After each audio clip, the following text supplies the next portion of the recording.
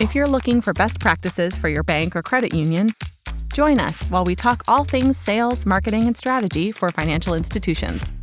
Let's make it happen with FiGrow Solutions. Hi there. I am Meredith Olmsted, CEO and founder of FiGrow Solutions. We are a digital marketing and sales consulting agency, and we work exclusively with banks and credit unions.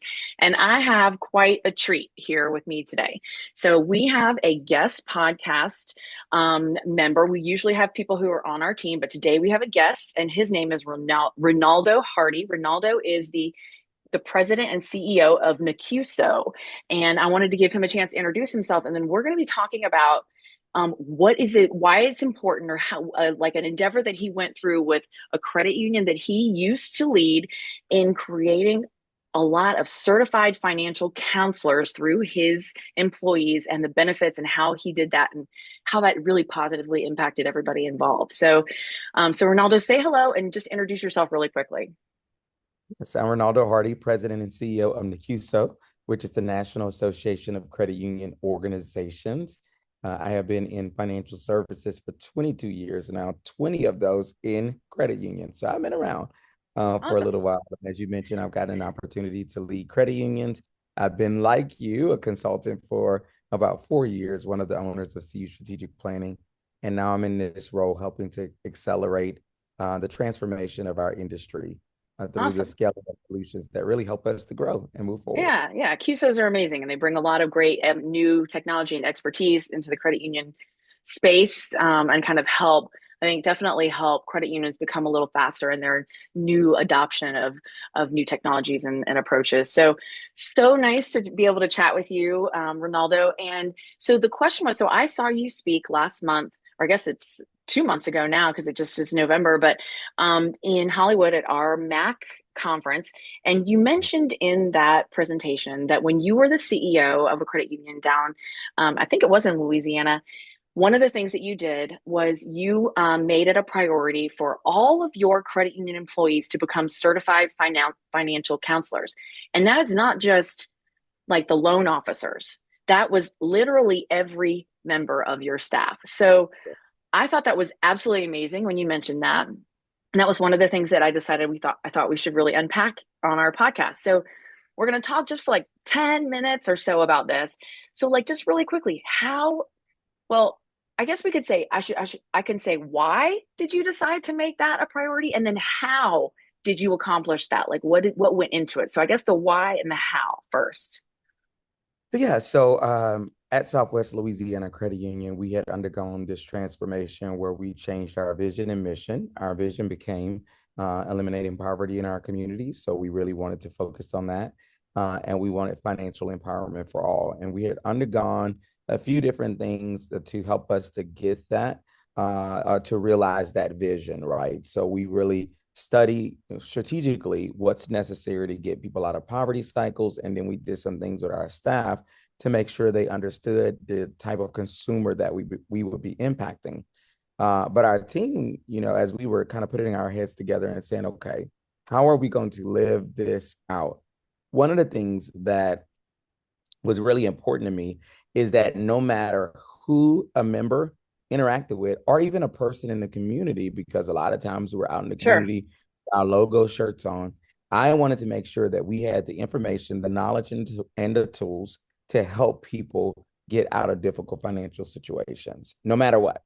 We've all been in processes where, we call an organization and we say, this is my problem. And it's like hot potato. Who can I pass you on to next? And then finally, after 10 transfers, or maybe if you're in the physical facility, after talking to several people and finally walking down the long hall to the awkward room in the back, we finally get to one person who can help us. And to me, that just really was not living out the brand well and delivering on our proposition. So I really wanted members, I wanted people in the community to be able to get a solution no matter who they interacted with.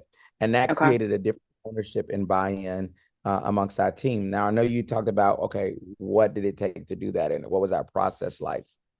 We were a team of 50 at the time. And if I'm remembering correctly, about 12 of our employees had already been certified at that time.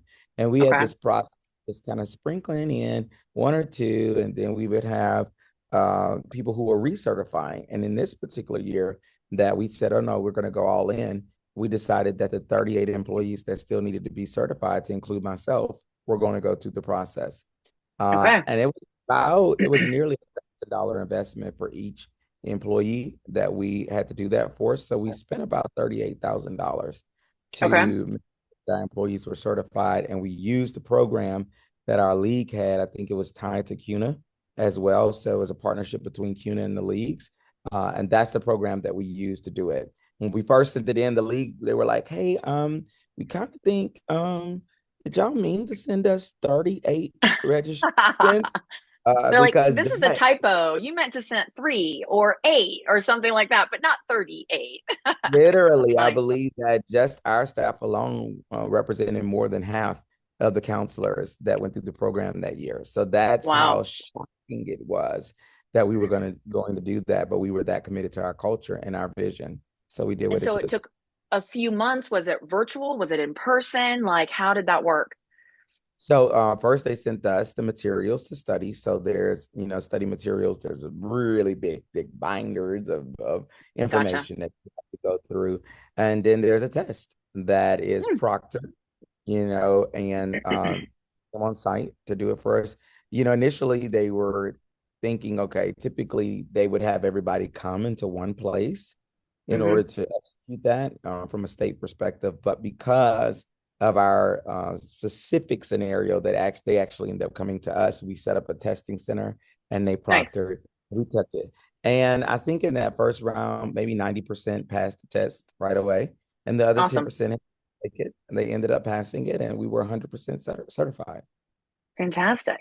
So that I think that's amazing. I think that the one thing, so it's funny when we do brand work with clients, the one thing that I think a lot of times people are always thinking that these kinds of projects or endeavors are really about benefiting the members, like we really want to make an investment so we can give better service to the members. We can do something, accomplish something for the members. But then sometimes you forget about the internal policies and procedures that have to support translating whatever that value is to your staff members as well.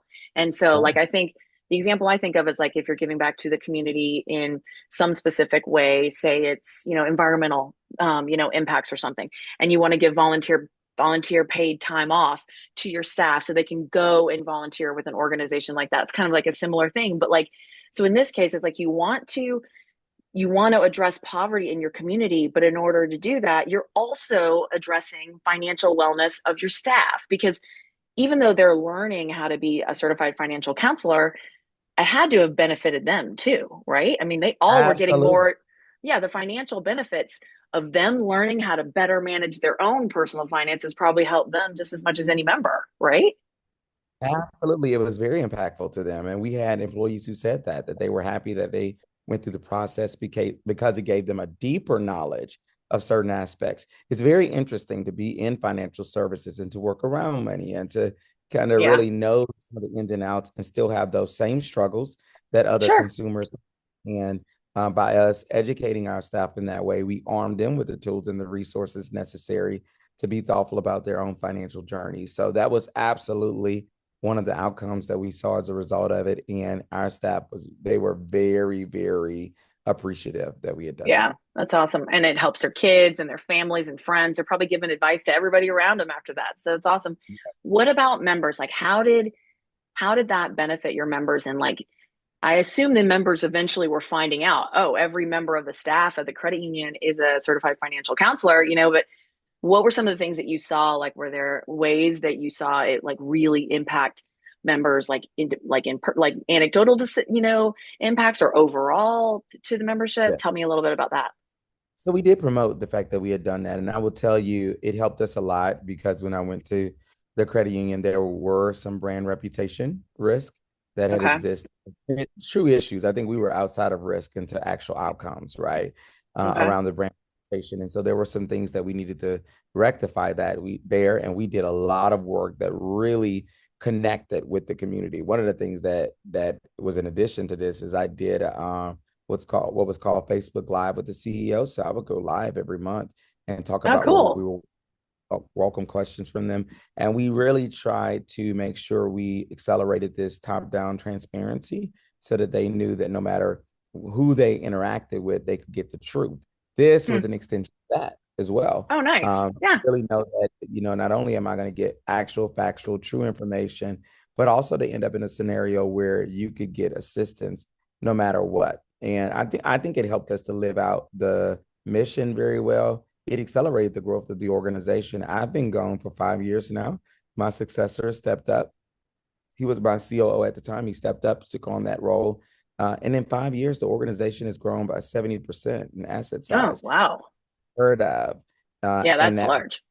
category, right? So thinking about this pathway that we committed to, it really gained the trust and the buy-in of the community. Our members were able to see that we really meant what we were saying.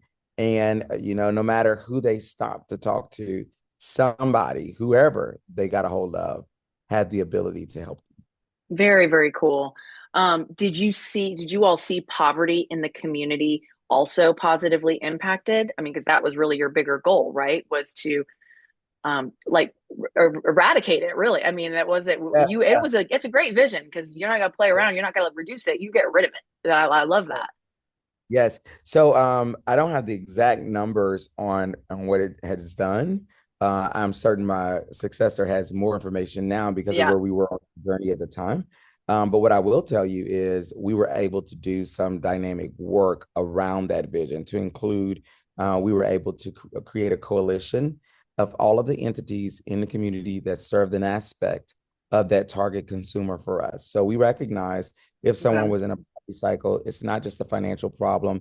They probably have a problem with access to food and healthcare. And if they decide to become a first-time home buyer, they probably need an IDA and things like that to help them. And they probably engage services like United Way. So we built a coalition so that all of our front door became a front door to all of us. That was one thing that we Fantastic. were with. And then we designed a product through our CDFI grant. So we became certified and we put a grant in place. Well, we got a grant. We put a product in place because we saw what was happening in the market concerning some jobs that were vacant, earning about 80 to 100 grand a year. And then there was this audience that they were earning about $20,000 a year. And all that was missing was this skills gap in the market. And the crazy Hmm. thing, Meredith, is that it could be resolved with 6 months of education from the local technical college. So we Wow. were able to develop a product that was a quasi student loan kind of Yeah, a nice. product. Like bridge that gap, get people trained for a Yeah, new opportunity, and then all of a sudden they're making four times their annual income that they that's were. what happened. And That's I mean, we amazing. blended their unsecured and secured debt together in an interest-only loan for the 6 months that they were in school. They actually didn't start paying principal and interest until they got their new job. And Nice. because we knew childcare was a barrier, we were able to put childcare vouchers in that grant program to allow for them to gain access to that education so that they could get that higher employability. So those were the types of things that we were able to do to really live that out. And we gained the buy-in of the community all the way up to the mayor's office. So when they decided, even after I left, about a year and a half or two after I left, they decided that they wanted to put a small business development center in an area of town that's disadvantaged. Well, the first partner that they called to be in that building, Southwest Louisiana Credit Union. Of course. That's fantastic. Awesome. Absolutely great stuff. Any mistakes you made that you would do differently in hindsight? So I'll tell you this, in hindsight, there was another certification program that we could have done. We were so familiar with what the league was doing in CUNA at the time Okay. that we were not aware of this other certification program. It's actually one that was designed by CU Strategic Planning, of which I ended up going to be a part of that ownership team for a while. Gotcha. And what I liked about it is you could license the platform and then all of your employees get access to it. So even as employees are leaving and coming, they still have access to the platform. Because when you think about, whenever you do deal with attrition and you're onboarding new staff, you still have to make that investment all over again. Mm, yeah. So I wish that we would have evaluated that because we actually would have saved some money, but I would still do it all over again. Nice. 38,000 was an investment that was worth it for me. Yeah, I think that's and the benefits are going to carry through generations, years to come, Absolutely. even if they are leaving and moving on, even if you have staff leaving and moving on to another opportunity within the community, they're still taking that know-how with them. So that's awesome. Well, thank you so much for sharing, Ronaldo. I really appreciate your time today. It's so good to see you again. If you all want to learn more about digital marketing or sales or service consulting for credit unions or community banks, please visit us at figrow.com. We have lots of other great blogs, case studies. We have lots of other podcasts on all of these topics that you might find useful. And otherwise, let's just all get out there and make it happen.